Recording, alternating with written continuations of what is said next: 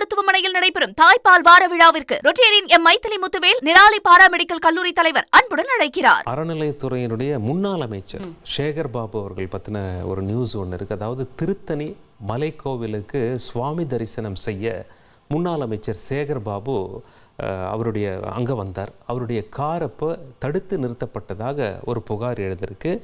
மலைக்கோவிலுக்கு வாகனங்கள் செல்ல அனுமதி இல்லை அப்படின்னு சொல்லி போலீஸ் தடுத்ததால் அதிகாரிகளுடன் வாக்குவாதம் ஏற்பட்ட காட்சிகளையும் நம்மால் பார்க்க முடியுது. சார் முன்னாடி அனுப்பிச்சுட்ருங்களா சார்? சார் எம்எல்ஏ ஒரு சார் இருக்காங்க, சார் ஒருத்தருங்க. அப்புறம் வந்து இன்னொரு அறங்காவலத்துறை இருக்காருங்க, ஒரு தலைவர் இருக்காருங்க. அது பின்னாடி ஒரு வந்துச்சு சார்.